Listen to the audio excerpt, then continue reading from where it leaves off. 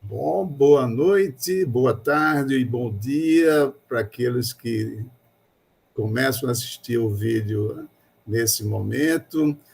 Hoje, o talk que nós teremos é com um convidado especial, o Isaac Costa, que tem uma formação eclética, vem da engenharia, depois passa pelo direito, é professor, e, fundamentalmente, para os interesses do nosso grupo, especialista em mercados de capitais, regulação financeira e tecnologia. Então, teremos um papo muito interessante. Inicialmente, eu queria agradecer a pessoa do Isaac, mas também aos nossos parceiros, como o Departamento de Economia, o Centro de Informática, o CNPq, que nos certifica como um grupo de pesquisa no diretório do CNPq, a CESA School, o Softex, enfim, são parceiros que estão estimulando a gente a continuar nesse processo, e hoje com a honrosa presença do Isaac Costa.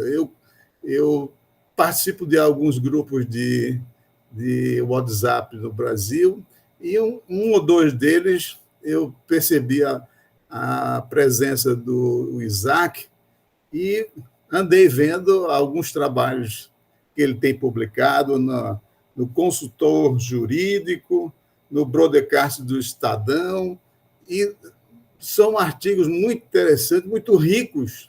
E eu aqui convidei o Isaac para tratar um pouquinho com a gente dessa experiência dele, e, sem mais delongas, eu gostaria que o Isaac se apresentasse e falasse um pouquinho dessa trajetória rica e eclética até chegar ao momento atual.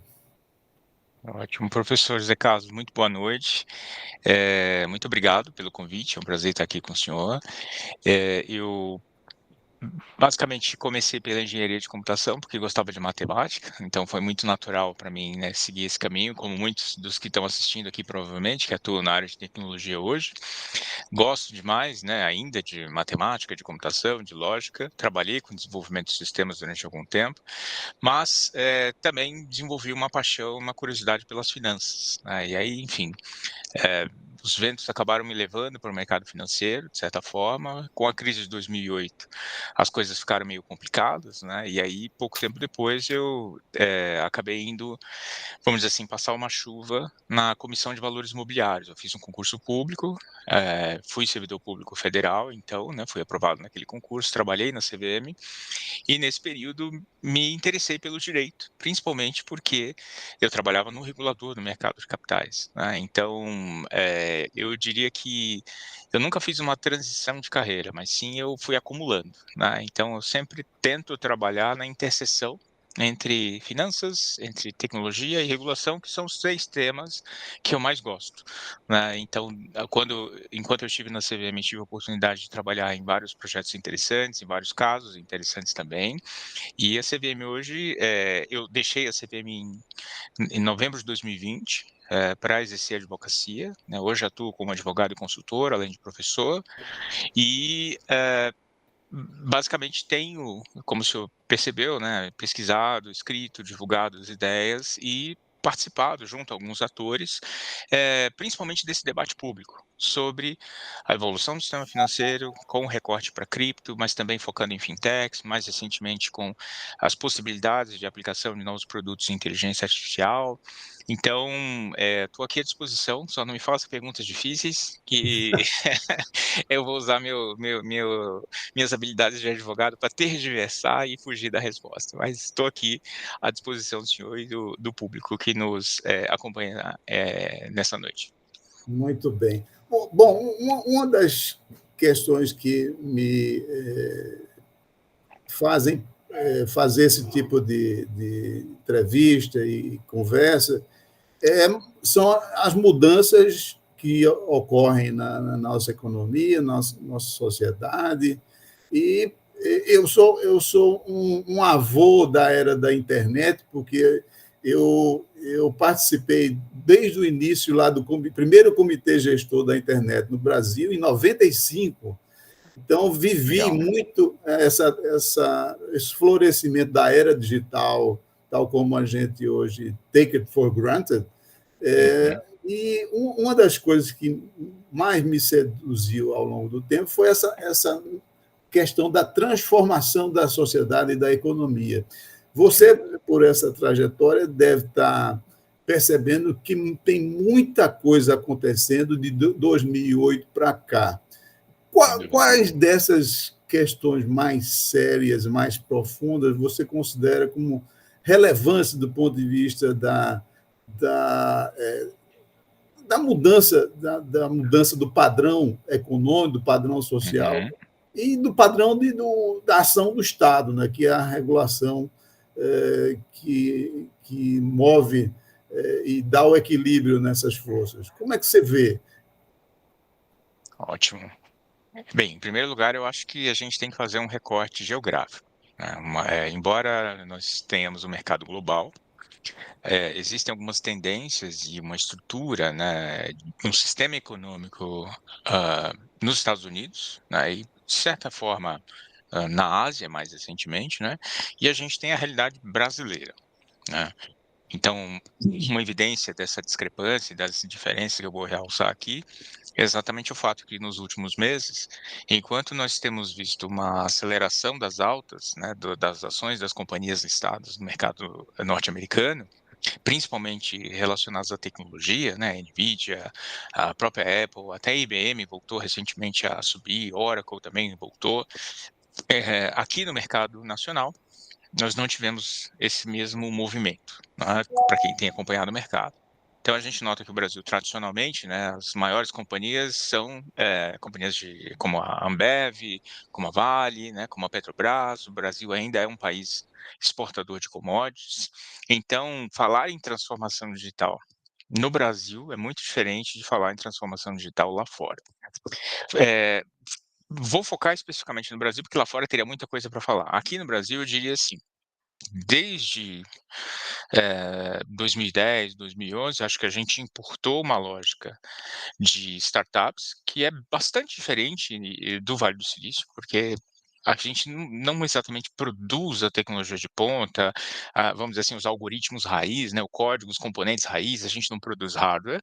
eh, mas nós conseguimos criar modelos de negócios, né, replicar algumas plataformas de sucesso, aproximação de mercados B2B para compra de insumos. Essa semana saiu uma notícia relevante de uma startup brasileira chamada Caiena, por exemplo, que recebeu um cheque de 500 milhões, não lembro agora se foi de reais ou de dólares, faz bastante diferença, né, se é real ou dólar, mas me fugiu agora a cifra. Caiena com Y, para quem quiser pesquisar, que é um exemplo, dentre vários, né, de empresas, então, que usaram a tecnologia para otimizar os canais de distribuição.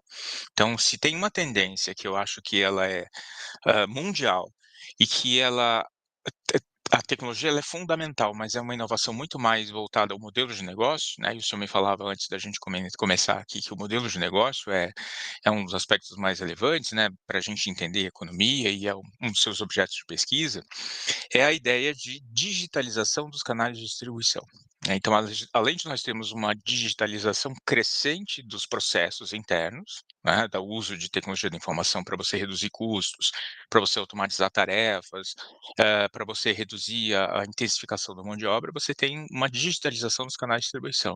Então, quando a gente pensa, né, o Spotify não produz música, o Instagram não e o Facebook não produzem conteúdo. Lá nos primórdios, o Netflix não produzia filmes, né.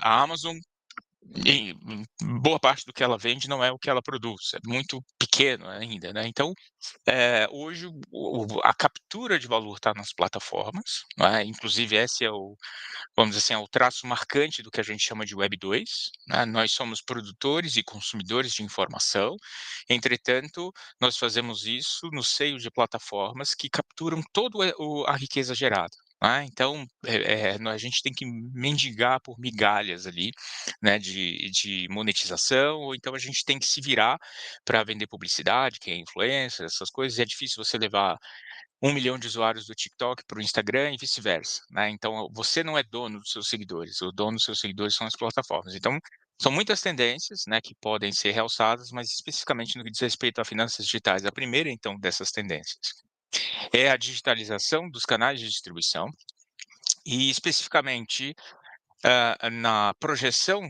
dessa tendência no mercado financeiro, nós tivemos a ascensão das fintechs, né?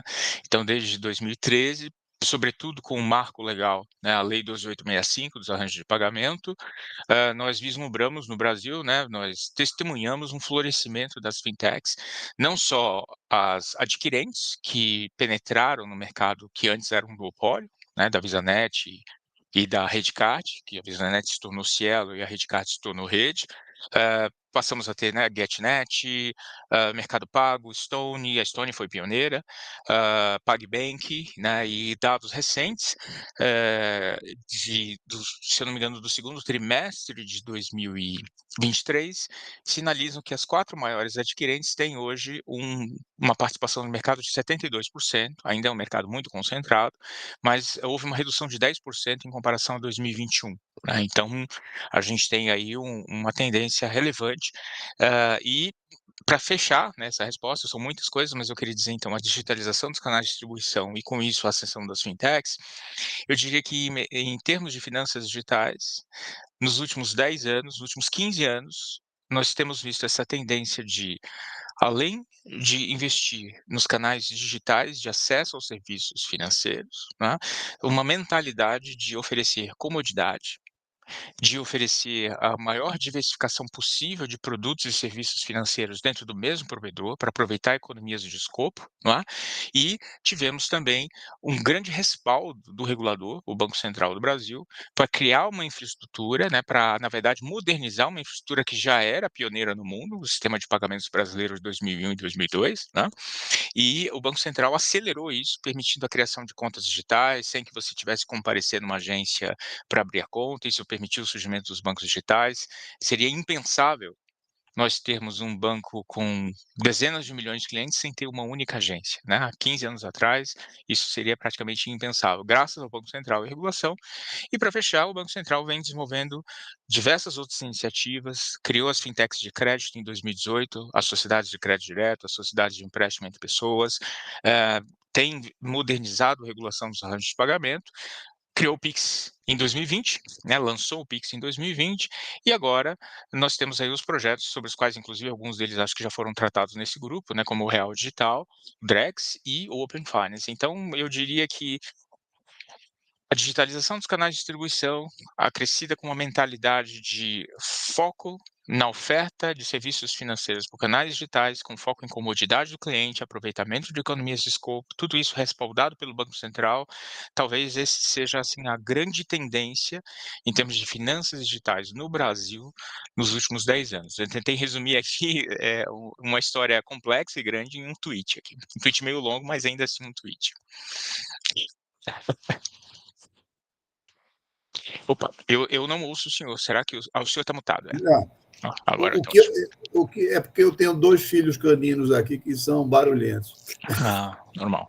O que eu estou tentando agora pegar de sua reflexão é esse lado do setor financeiro está realmente coberto, eu também concordo com a sua análise, e onde entra os mercados de capitais, ou seja, a gente percebe que tudo isso é muito interessante, mas se a gente não tiver uma economia pujante, captando recursos e transferindo a poupança dessa economia para o restante da economia, não estão fazendo nada. Então, me fale um pouco da sua leitura da transformação do mercado de capitais. Excelente. Essa é uma questão fundamental, né, professor? Por quê? Em primeiro lugar, assim, quando a gente abre, né, a página 1 lá de qualquer livro de mercado financeiro, o que tem escrito lá? Mercado financeiro é para aproximar agentes superavitários de agentes deficitários, né? Só que existe um aspecto da distinção essencial entre mercado bancário e mercado de capitais, que são espécies, né, do mercado financeiro, que é fundamental a gente perceber essa distinção para que a gente possa entender exatamente qual é o papel de cada um deles no desenvolvimento econômico.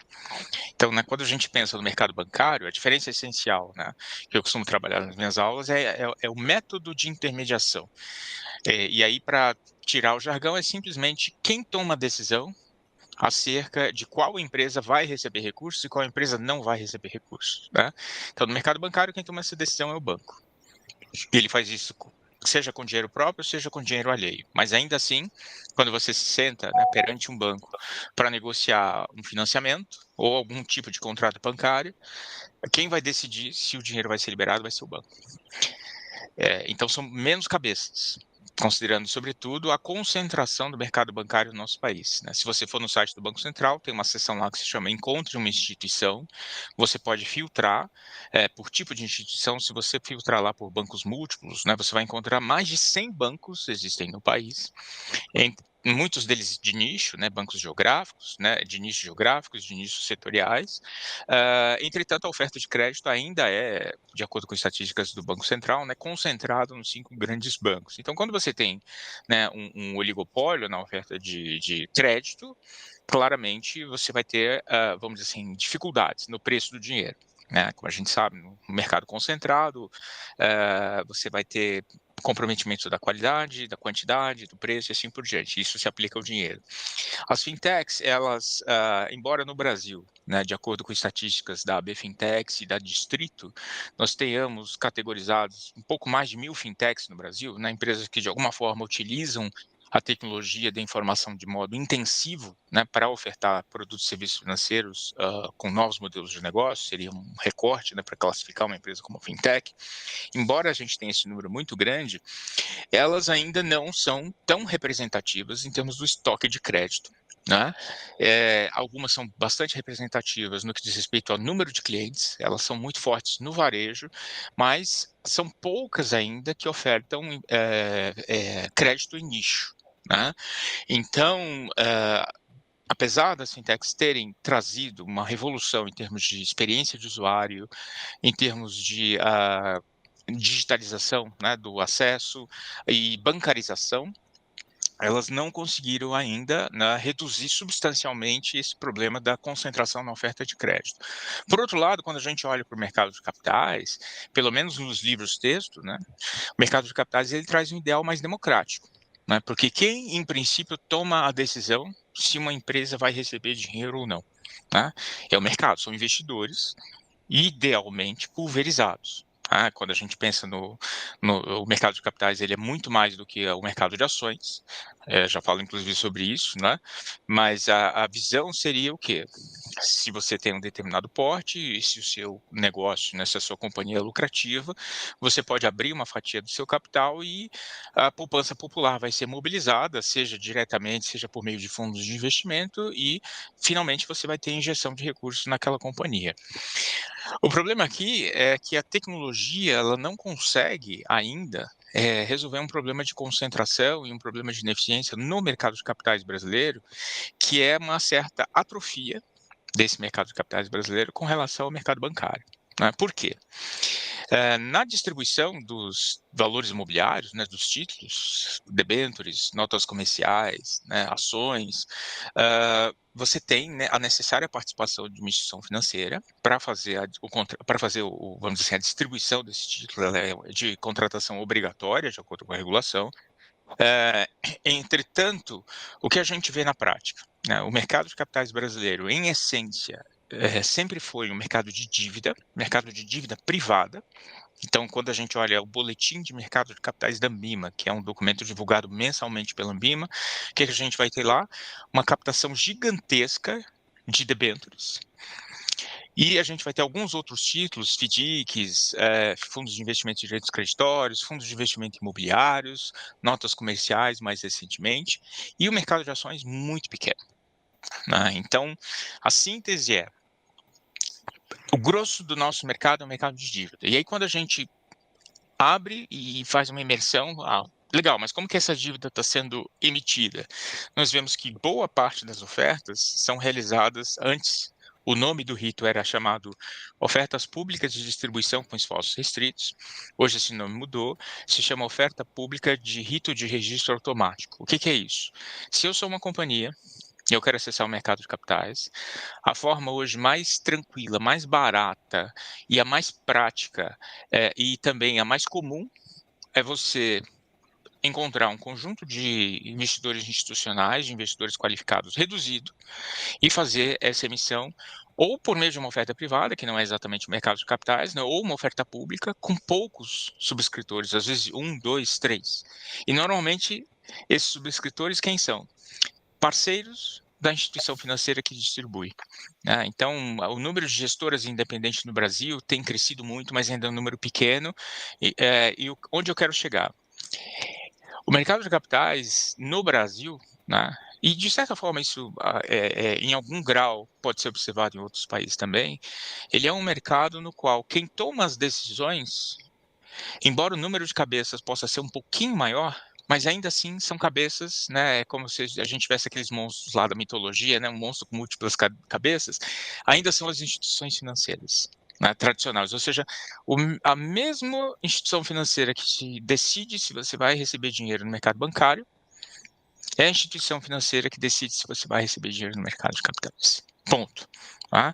E eu diria, para fechar né, essa resposta, né, professor, enquanto as fintechs já fizeram um grande barulho né, e já penetraram um pouco e, vamos dizer assim, causaram algum impacto junto aos bancos, não por perda de mercado, mas os bancos tiveram que se reinventar, tiveram que liberar crédito mais rápido, tiveram que se desburocratizar, tiveram que criar aplicativos digitais, pensar em one-stop shop, em aplicativos que tenham várias coisas. Você quer comprar um celular, hoje você compra dentro do aplicativo do banco, relacionamento, programa de recompensa. As fintechs causaram esse impacto. No mercado de capitais, isso ainda não aconteceu. Por quê? Pelo menos nos últimos anos, a agenda regulatória da CVM, embora tenha preconizado a inovação, ela não foi tão intensa em matéria de inovação quanto a do Banco Central. Isso só mudou a partir de 2018, de uma forma bastante tímida, numa leitura pessoal minha, quando foi criada a norma de crowdfunding, né, as normas das plataformas eletrônicas de investimento participativo, a instrução CVM 588/2018, a atual resolução CVM 88 de 2021, que aí foi uma forma de você criar um mercado de acesso para pequenas e médias empresas, com canal digital de distribuição, para os investidores irem lá e comprarem os seus ativos, né, e negociar os seus ativos. Infelizmente, esse mercado não voou. Né, até recentemente, a gente tinha, timidamente, menos de 100 milhões de reais ofertados por ano. Para o mercado de capitais, isso é nada. Né, o mercado que capta, o mercado brasileiro, o total de captações ele supera 500 bi nos últimos anos. Né, e as captações continuam. Só que nós estamos há mais de 3 anos sem ter uma abertura de capital. O Brasil tem pouco mais de 400 companhias abertas. Então, a síntese, quando o senhor me pergunta de mercado de capitais, né? Nosso mercado de capitais, infelizmente, os centros decisórios ainda são concentrados, ele sofre de uma atrofia com relação ao mercado bancário e uma dependência com relação ao mercado bancário. Historicamente, as elevadas taxas de juros do nosso país, né, como o senhor deve acompanhar e trabalhar nas suas aulas de economia, também dificultaram, vamos dizer assim, o apetite dos investidores a instrumentos de risco. Tá?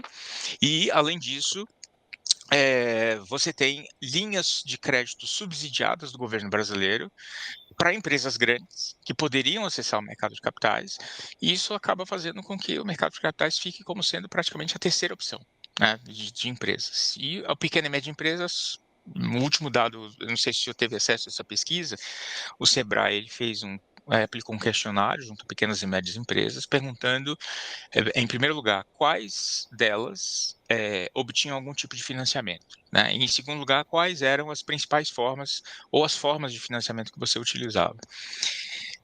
Qual foi a forma que o senhor acha que foi a mais comum? O senhor arrisca um palpite? Governo. O governo? Cartão de crédito. Cartão de crédito. Ah, por quê? Ah, porque o cartão de crédito, o crédito já está ali, já foi liberado, eu uso, eu preciso pagar uma conta, pá, pum, faço, né? E então, o cartão de crédito se mostrou como sendo um Dinheiro mais instrumento, caro. o dinheiro mais caro. Então, a gente tem um longo caminho, e aí pode ser um gancho, de repente, não sei, se o senhor vai entrar também nesse tema, mas eu diria hoje que em 2024 a gente vive uma revolução fintech um pouco atrasada no mercado de capitais, e um dos caminhos é exatamente a ideia de tokenização, de investimento de tokens de renda digital, e esse discurso aí de ativos digitais, que tem sido, vamos dizer assim, um catalisador, né, dessa discussão sobre a inovação no mercado de capitais. Mas na minha leitura, para finalizar mesmo, é que você precisa ter uma intervenção, né, estatal, tanto no nível de ah, ajuste do que nós queremos enquanto país em termos de políticas públicas de desenvolvimento do nosso mercado, ou seja, o quanto a gente quer tirar do mercado bancário e colocar efetivamente no mercado de capitais. Em segundo lugar, racionalizar a regulação do mercado de capitais para que ela não dificulte o acesso à pequena e média empresa, né? Ou pelo menos, tá bom, você não precisa financiar startups ou microempresa no mercado de capitais, mas pelo menos que você não tenha que precisar captar 500 milhões de reais para acessar o mercado de capitais. Porque se você precisa captar 500 milhões de reais, você já é grande, né? Então, o mercado de capitais ele deveria ajudar a economia a florescer a partir de um determinado nível, obviamente, para compatibilizar com o risco, né, para os investidores. E aí a tecnologia ela entra, embora muitas vezes ela faça mais barulho, e todo mundo diz que é a tecnologia que vai mudar o futuro do mercado, mas a tecnologia ela entra muito mais como um acelerador, né? Ela é uma condição necessária, mas não suficiente para o desenvolvimento do mercado de capitais brasileiro. Muito bem. A minha trajetória é muito mais ligada à economia real. E aí eu vou fazer uma reflexão para ouvir sua opinião.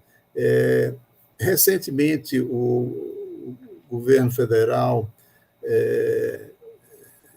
criou uma medida para expandir os incentivos da área de informática e semicondutores, e por uma questão histórica também prorrogou os incentivos para a Zona Franca de Manaus. Então, eu fiz uma newsletter recente apontando o seguinte: os incentivos para a informática têm mais de 30 anos, desde a lei de informática, a famosa Lei 8248, que a gente incentiva a área de informática. E a pergunta que eu fazia na newsletter era a seguinte: o setor ainda precisa de incentivos? E aí, como isso é uma pergunta difícil de responder, eu preferi chamar os universitários e busquei um especialista, um economista que eu admiro muito, que é o professor Edmar Baixa, que tem um trabalho recente tentando explicar por que a gente desindustrializou tanto. Então, depois eu posso passar a referência dele, é uma explicação muito interessante, que ele invoca 3 hipóteses de se o Brasil sofre a doença de uma doença holandesa, se a gente teve uma desindustrialização prematura, ou se é uma questão ligada ao que os economistas chamam a doença de Baumol, do professor William Baumol, que dizia que os produtos industriais são facilmente modificáveis, mas a área de serviços não. Então, isso é o chamada doença de Baumol. Os setores de serviços são sempre de custos crescentes. Então, ele faz essa análise e aponta o seguinte: nós nos desindustrializamos e perdemos participação no PIB, a indústria perdeu participação no PIB, porque a produtividade da indústria não avançou muito. Exatamente nesse período que ele analisa lá de 90 e pouco em diante. Simultaneamente, ele percebe que a produtividade da agricultura aumentou muito. Então, ele diz o seguinte: na opinião dele, o problema não está na queda da participação da indústria no PIB, mas sim na queda da produtividade da indústria comparativamente à da agricultura. Então, qual é a síntese disso? é que a indústria brasileira mirou o mercado errado. Ou seja, ao invés de mirar o mercado internacional, mirou o umbigo, como ele próprio diz, mirou o mercado doméstico, protegido, cheio de vícios e de idiosincrasias que levaram a essa desindustrialização. E a agricultura, o nosso agronegócio, ganhou o mercado internacional e tem uma produtividade assustadoramente grande. Então, o que eu posso associar essa nossa discussão é o seguinte: a atrofia do nosso mercado de capitais está muito relacionada com a atrofia da base da economia real brasileira, ou seja, particularmente da nossa indústria. Ou seja, nós não criamos uma indústria pujante por uma série de razões. Uma delas é que não houve funding necessário para estimular um novo modelo industrial e, por conseguinte, perdemos pujança relativa. Será que é por aí mesmo? Olha, essa é uma pergunta difícil, daria aí pelo menos uma dissertação de mestrado, né? Mas são questões fascinantes. Como eu reagiria, né, a essa provocação do senhor e as hipóteses que foram enunciadas, né? Em primeiro lugar, são várias camadas, né? A primeira delas diz respeito aos incentivos fiscais, né? E as renúncias, e o que a gente chama lá, né, de gasto tributário. Nós temos dois problemas em qualquer política de fomento, né, que o governo brasileiro tem feito nos últimos anos. Uma é a dependência de trajetória, ou seja, como que eu vou tirar essa renúncia da Zona Franca de Manaus? Né? O custo, assim, político disso é muito elevado, então é quase que uma cláusula pétrea quando você cria um incentivo para um determinado setor. Né? A gente está vendo ainda a manutenção de incentivos para o turismo que foram criados na pandemia, ou seja, já não tem mais, né, a pandemia. Tudo bem que pode até ser que você deveria ter uma outra atividade para ajudar o setor a se recompor, mas aí você vem o segundo problema, que é você não controla aquilo que você não mede. Então, como eu posso medir a qualidade e o impacto dos incentivos dos últimos 30 anos do governo brasileiro no setor de informática? É o número de postos de trabalho? É o número de empresas? É o valor das exportações? De alguma forma, o know-how, o número de patentes? Né? São as tecnologias que a gente desenvolveu, conseguiu manter aqui dentro. Infelizmente, né, as métricas que o Estado brasileiro utiliza para suas políticas públicas, elas são, sem demérito, né, ao trabalho que a IPEA faz, o IBGE faz, mas o fato é que pode até ser que existam medidas, mas essas medidas não chegam no Olimpo político, por assim dizer. Então, você tem muito mais bravatas, anúncios de incentivos e políticas que não são calcados em dados. Então, o discurso político, a política pública, ela não tem sido ainda baseada em evidências. Então, dito isso, no cerne da sua questão principal, certamente, você desenvolver uma indústria, né, você vai demandar para determinados setores um investimento e até mesmo um horizonte de recuperação desse investimento muito maior do que você criar uma indústria de serviços.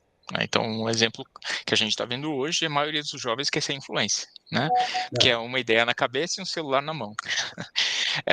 Você já faz o seu curso de marketing digital, você já aprende a fazer as imagenzinhas, os videozinhos, você abre a conta no Instagram, você começa a postar diariamente, faz um anúncio impulsionado e do nada você está vendendo o curso. E eu conheço gente que está faturando 1, 2, 3, 5 milhões fazendo isso. E o sonho agora, né, de todo jovem é montar e ser influencer, né? E falar de qualquer coisa, né? Enfim, qualquer coisa mesmo. Dito isso, né, até mesmo quando a gente olha para as empresas de software no Brasil, e eu tive a oportunidade, eu me formei em engenharia de computação em 1999.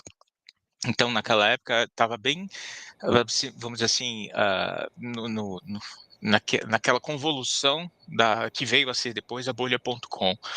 E o que a gente via? Enquanto nos Estados Unidos você tinha um amadurecimento do desenvolvimento de tecnologias, já tinha projetos de inteligência artificial, você já tinha desenvolvimento para valer mesmo em redes, em arquitetura de redes, em componentes escaláveis. Ainda não havia o que a gente, né, nem estava perto do que a gente hoje chama de nuvem, mas você já tinha essa discussão sobre escalabilidade de sistemas, o desenvolvimento do comércio eletrônico, você tinha coisas fascinantes sendo discutidas lá. Aqui no Brasil, a maior parte das empresas que eram lançadas e que recebiam cheques eram empresas praticamente de portais de notícias, né? Eram empresas, o grosso do desenvolvimento de software não ia para o desenvolvimento de software em si, mas sim para uma espécie de projeção de um novo canal de publicidade por meio da internet. O próprio comércio eletrônico só viria a ser desenvolvido muito tempo depois, né? Então, me parece que nós temos uma certa tendência aí pelo caminho mais fácil, né, ou pelo menos o caminho de menor custo, por assim dizer. A ausência de fontes de financiamento definitivamente é um problema. Né? Quando o governo quer, ele ajuda a criar uma JBS da vida. Né? Quando o governo quer, ele ajuda a potencializar uma Vale. Né, e outras empresas que foram escolhidas aí. Essa semana mesmo saiu uma notícia de 4 grandes empresas que poderiam acessar o mercado de capitais tranquilamente. Uma delas é o EG, por exemplo, que é uma empresa gigante hoje no nosso país, uma companhia gigante, vão receber uma linha subsidiada do BNDES com uma taxa de juros assim muito, muito, muito amiga. Né? Então, quando o governo quer, ele direciona esses investimentos, mas muitas vezes ele direciona para setores que já estão consolidados, que vão pagar aqueles juros, que vão ser bons devedores e assim por diante. Então, o governo ele acaba absorvendo uma lógica de desenvolvimento por um certo rentismo para alguém que já está lá na frente, do que uma lógica mais estratégica de um projeto greenfield. Vamos criar esse setor. Né? E aí isso passa para fechar pelo problema da educação.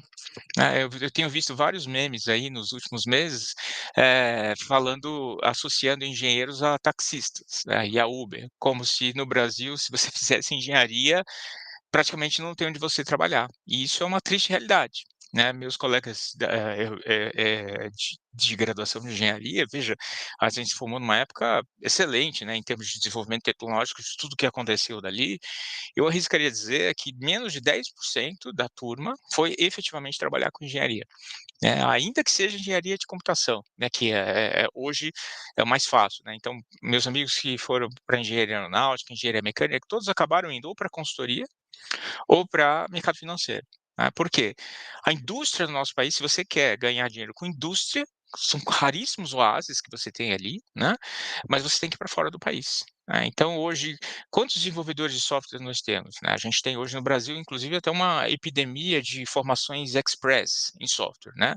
Então, muitas vezes você aprende a montar um Lego ali e você acha que sabe que você assim, os fundamentos da computação, né? Você nem estuda o mínimo de análise de complexidade de algoritmos, de estrutura de dados, você não ganha versatilidade para programar em diferentes linguagens, você não conhece, enfim, vários aspectos que você vê num curso um pouco mais de formação, e você já sai desenvolvendo e ganhando em dólar, né? Então, tudo aqui no Brasil parece que é a cultura o ótimo é inimigo do bom, né? Só que, na verdade, o que a gente vê é uma espécie de, vamos dizer assim, de mínimo, né? Uma busca pelo mínimo para botar na rua e vamos embora.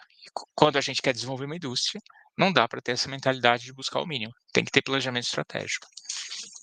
Não, e quando a gente teve planejamento estratégico, deu certo, né? Veja a Embraer, veja a Embrapa, tudo isso foram decisões de longo prazo, grande investimento, e a gente perdeu essa cultura. Mas eu Me permita queria... fazer uma. Não, Antes de eu ir para a próxima pergunta, fazer uma não, provocação pode. sobre o senhor falou da Embraer, né? Eu vejo, às vezes, o Brasil anunciando, sei lá, 30 bilhões de dólares para comprar caças Gripen, não sei quantos bilhões de dólares para comprar blindados, nada contra os gastos das Forças Armadas, mas eu lembro de um debate presidencial em que o então senador Cristóvão Buarque, ele era um candidato com 1% de participação nas pesquisas, ele falou: quanto foi necessário para o Brasil criar o ITA na década de 50? E veja o quanto, não só a Embraer, mas várias outras empresas que criaram dali. Né? Então, quando o Brasil, por exemplo, aí em Pernambuco, onde o senhor está, né? A criação do César, quanto custa para um governo criar esses polos de conhecimento e inovação, que vão ser depois epicentros de transformação, versus outros gastos e outros subsídios que têm sido dados. Então, o problema do planejamento estratégico ele passa um pouco por isso. Desculpa lhe interromper. Não, é excelente, e realmente é por aí que eu venho de uma geração que ainda assistiu a noção de planejamento dar certo e funcionar, e a gente perdeu essa cultura. Até a palavra sumiu do mapa, né? Não se planeja mais nada. A última vez que eu vi alguma coisa nesse sentido foi no governo FHC-1, porque eu era presidente da Fundação de Ciência aqui de Pernambuco e depois me tornei presidente das FAPES do Brasil e eu vivia muito em Brasília e via como os assessores de Fernando Henrique Cardoso trabalhavam e pensavam. O Brasil gerou o Plano Real, que é uma grande conquista dos brasileiros, algo que foi pensado, muito bem pensado. Então, na hora que a gente pensa e planeja, as coisas funcionam. Eu mesmo fui usuário de 3 programas prioritários da área de informática que foram um sucesso: a RNP, o Softex 2000 e o programa Protem CC, de pesquisa de grupos temáticos. Então, na hora que se planeja e visualiza o longo prazo e se compromete a fazer, as coisas dão certo. Mas, aproveitando esse gancho, eu vou colocar aqui para solicitar o seu resumo de um texto que você escreveu recentemente, Como será o futuro do mercado de capitais? Eu gostei muito do texto, realmente ele coloca pontos importantes, você cita questões de longo prazo também, de gerações, enfim, de exemplos brasileiros. Qual é a sua síntese para o nosso público aqui? Qual será o futuro do mercado de capitais, já, à luz do seu texto? Legal. Bem, eu diria assim, né, o futuro, nós somos obcecados pelo futuro, né, nós somos obcecados, então, né, todo início de ano, por mais que nunca ninguém vá verificar as projeções, você vai ter astrólogos dizendo o que vai acontecer e assim por diante. Nunca você tem uma página de checagem para saber se aquelas provisões deram certo, mas tudo bem, né? Então, quando eu me propus a escrever esse texto, eu assumi um compromisso comigo mesmo que, na verdade, eu não queria profetizar, mas muito mais verificar quais são as tendências que hoje representam as forças mais determinantes, né, para vamos dizer assim, a conformação, né, desse futuro, né. Então, em primeiro lugar, é uma questão geracional, né, em que hoje, assim, a digitalização ela não só é um processo irreversível, mas é um processo que ainda vai se acelerar cada vez mais, né. E essa aceleração, ela diz respeito também não só vamos dizer assim, ao uso dos canais digitais, mas a própria mesmo dinâmica dos mercados. Hoje mesmo saiu uma notícia, eu não lembro se foi no Valor Econômico agora ou se foi no Estadão, dizendo que os operadores de câmbio, eles são DJs de algoritmos. O que eu quero dizer com isso? Você não tem mais aquela negociação manual de câmbio, o que você tem é parametrização de algoritmos e toda a negociação é feita entre algoritmos, né? Isso já é uma realidade no mercado de capitais há alguns anos. Quando você vê o trading floor, né, de uma bolsa, que antes era aquela gritaria, hoje é tudo silencioso, é todo mundo ali, né, comedido, pelo menos nos mercados mais padronizados, mas o que você tem é uma guerra acontecendo silenciosa dentro dos sistemas de negociação. O meu objeto de pesquisa da minha dissertação de mestrado foram os high frequency traders, os algoritmos que negociam em bolsa com uma determinada velocidade para inserção de mensagens, exclusão de mensagens e efetivação da negociação. É um tema que ganhou notoriedade por conta de um livro lançado em 2014, chamado Flash Boys, do Michael Lewis, né, um jornalista que já Conheço, escreveu eu vários tenho o livro, best-sellers aí. muito bom. Legal. É uma história muito boa, né, o Flash Boys, e já mostra o quê? Que quando você vai hoje negociar um ativo, a tela que você vê, os preços que você vê na tela, não necessariamente refletem o que realmente está acontecendo naquele ativo, principalmente ativos de maior liquidez. Então, um dado que durante a minha pesquisa me marcou muito foi que o nosso piscar de olhos, né, ele varia ali em torno de 400, a nossa capacidade de perceber, né, a diferença, ela tem um limite ali de cerca de 400 milissegundos. Tá? E hoje você tem algoritmos que cancelam e executam negócios na ordem de nanosegundos. Tá? Então, o mercado hoje, a infraestrutura do mercado e o registro das operações, eles estão acontecendo muito além da nossa capacidade analógica, por assim dizer, de perceber. Isso vai, vamos dizer assim, desaguar numa tendência que eu menciono no texto, né, que é os mercados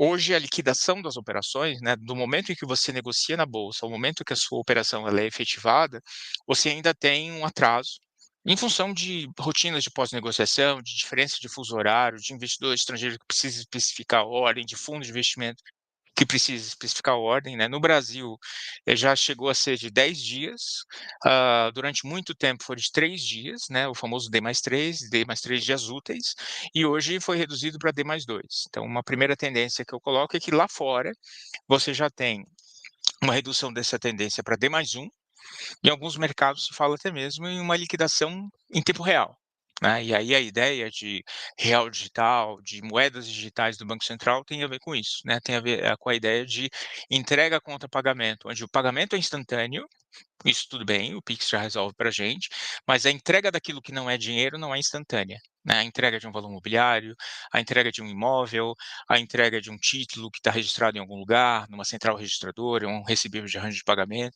Então essa seria uma primeira tendência, né? Então o mercado hoje, a inovação ela vai no sentido de reduzir ao máximo o tempo para o dinheiro ficar parado, para garantir uma espécie de aumento da velocidade do dinheiro, por assim dizer, né, dentro do mercado. Essa é uma primeira tendência. E uma segunda tendência, né, veja, o mercado de capitais ele é um mercado onde a matéria-prima para a tomada de decisão, na verdade, em qualquer mercado, o senhor economista deve saber disso melhor do que eu, né, a matéria-prima para a tomada de decisão é a informação. Né, os agentes econômicos são pautados pela informação. E a inteligência artificial, né, sobretudo na dimensão do processamento de linguagem natural e esses modelos generativos, como o ChatGPT, Claude, Gemini e outros, não é, permitem, vamos dizer assim, acelerar algumas tendências que já vinham sendo observadas no sentido de, o grande problema hoje é você selecionar as fontes adequadas, não é, validar essas informações, de alguma forma processá-las para que elas se tornem um subsídio genuíno para a tomada de decisão, para você efetivamente poder utilizá-las para tomar sua decisão. Vou comprar, vou mudar o meu portfólio dessa forma, renda variável, renda fixa, imóveis, investimentos alternativos, ações, diferentes setores. Então, o trabalho de gestão de portfólio e o seu trabalho de planejamento financeiro, ele precisa desses subsídios, e a gente vive hoje um problema de excesso de informação, né. Antes a gente tinha um problema de escassez de informação. Eu sou numa época que meu primeiro vestibular, né, eu não tinha internet, então eu tinha que ir na biblioteca para pegar livro, revista, vários trabalhos eu fiz, tinha que fazer em biblioteca, né, coisa como na época da Mesopotâmia lá, o pessoal brinca. E, a escassez era um problema, e hoje a gente tem uma escassez, mas ela é devida ao excesso, porque muita informação é a mesma coisa que nenhuma informação. Então o que a gente tem visto são alguns esforços para a inteligência artificial ser direcionada para quê? E aí eu menciono lá no texto, né, análise de sentimentos sobre ativos. O que as pessoas estão falando sobre aquele ativo? É um sentimento positivo ou é um sentimento negativo? Geração de relatórios para recomendação de compra e venda. O trabalho artesanal do analista talvez vai ser potencializado, não é, para uma elaboração de relatórios automatizados.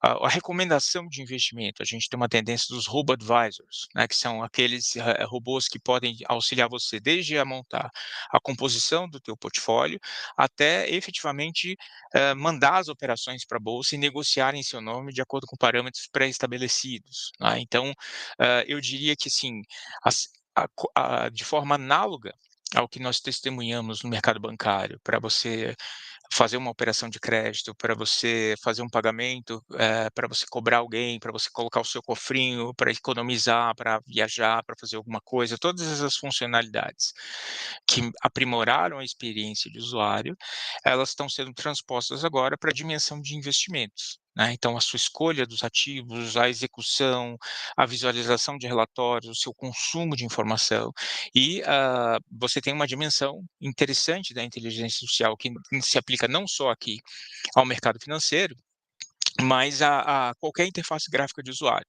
Você deve lembrar a revolução que foi o uso do mouse e você ter a interface colorida, que não era aquela interface de teclado do XT lá e aqueles computadores mais antigos, né? Então, eu diria que talvez, né, muito em breve, a gente vai ver essa revolução de interface de usuário, para além de janelas e cliques, a gente tem uma interface conversacional para alguns tipos de sistemas. Então, já existe hoje em bancos que não tem app, né, startups que oferecem toda a experiência de banco só por mensagens de WhatsApp. Então, você não sai do seu WhatsApp, você tem o seu contato, ele é o teu concierge financeiro e você abre crédito, você faz transferência, você pede extrato, tudo por meio de mensagens. Então, essa é mais uma tendência. E aí, para fechar, o último ponto que eu coloco ali no texto, né, eu falo de alguns, né, exemplos brasileiros, de algumas iniciativas bem interessantes que estão sendo desenvolvidas aqui por alguns participantes, né, sobretudo nas iniciativas de sandbox, regulatório, e aí alguns temas que o Courtney deve ter falado aqui, o Ricardo Paixão também, né, mas o grande problema ainda que nós temos, né, é que a tecnologia ela pode atenuar, vamos dizer assim, essa fricção, né, para a utilização no mercado de capitais, para o acesso, tanto para o investidor ter mais opções de investimento, e essa opção depende de educação financeira, ela depende de acesso à informação verdadeira, suficiente, adequada, como também da empresa ter acesso a recursos. Então, essa é a dimensão que nos interessa no mercado de capitais.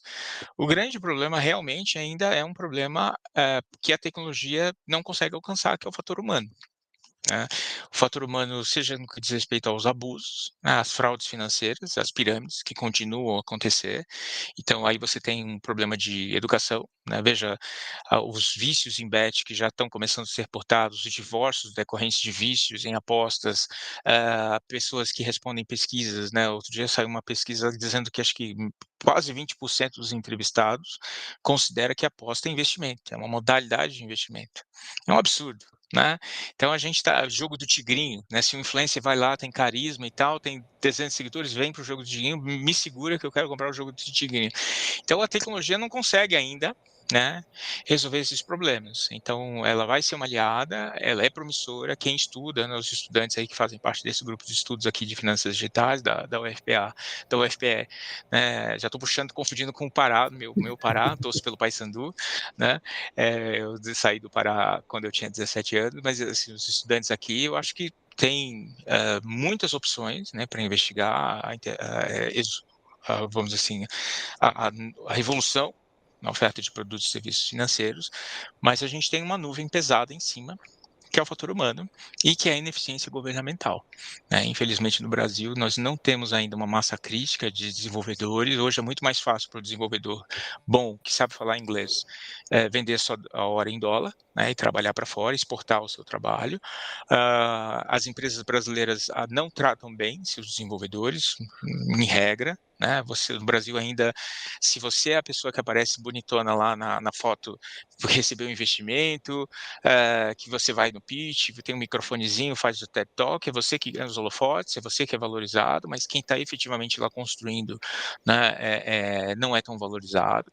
Então, eu acho que, assim, eu não quero terminar essa minha resposta com um tom desesperançoso, mas, inclusive, foi a constatação, né, dessa falta de prestígio aos profissionais de tecnologia da informação e da adequada valorização deles que me levou, num determinado momento da minha carreira, a também buscar outros caminhos. Acho que se eu tivesse num outro país, eu jamais teria deixado de ser exclusivamente profissional de tecnologia da informação.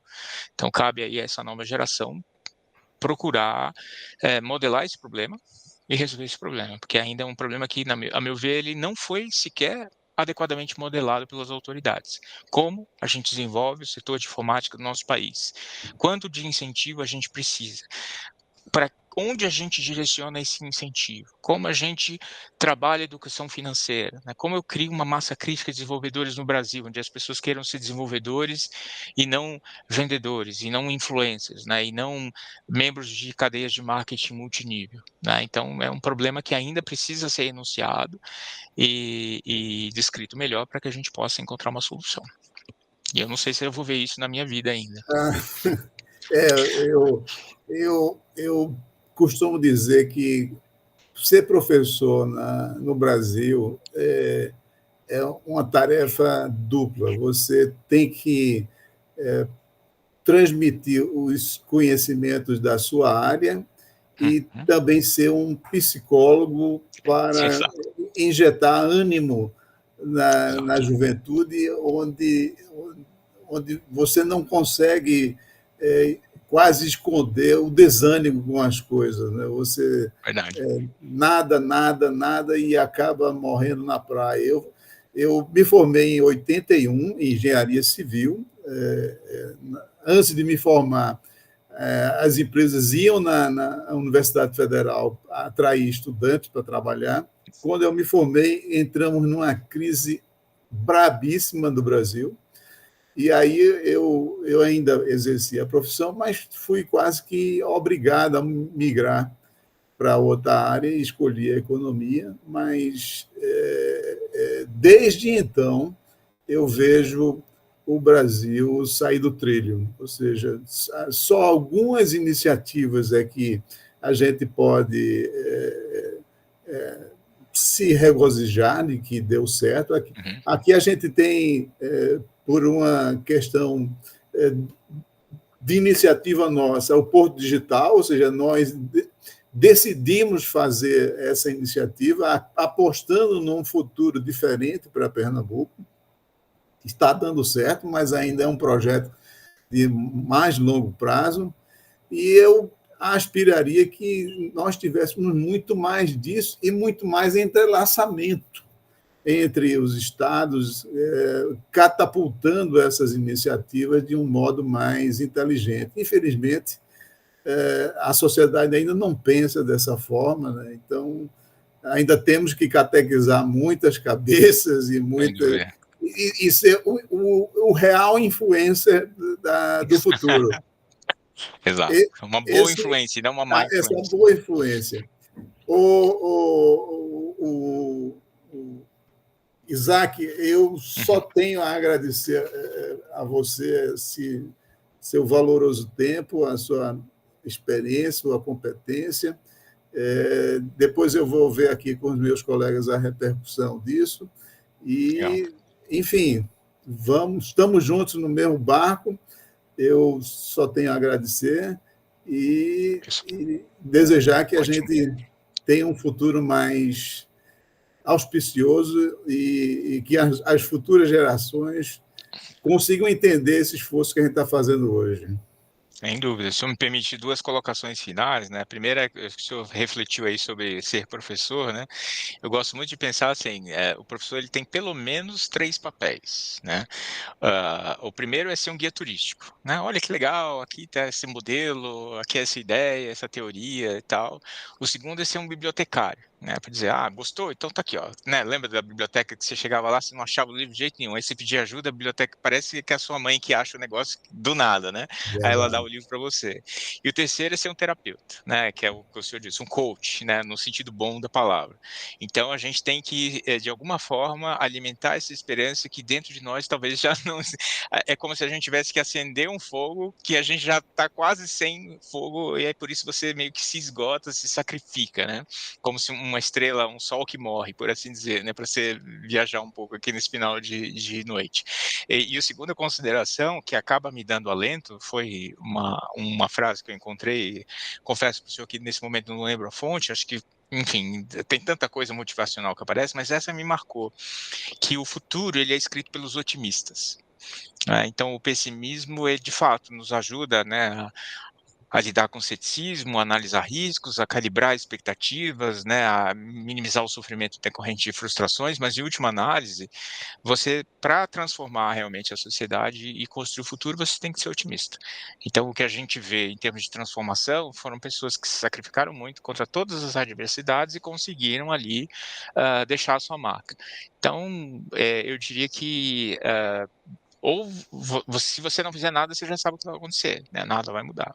Então, a nossa única opção, se a gente quiser efetivamente mudar alguma coisa no futuro, é ter uma dose de otimismo. Eu não sou otimista por natureza, então eu estou trabalhando comigo essa tendência aí para conseguir efetivamente não transmitir desencanto e desesperança para os meus alunos. Mas foi um prazer estar aqui com o senhor. Deixo o Prazer canal foi aberto todo para meu. futuras interlocuções. Um forte abraço aí e sigo à disposição. Muito obrigado, uma boa noite, então. Boa noite, bom Até a descanso. Tchau, tchau. próxima. Tchau, tchau.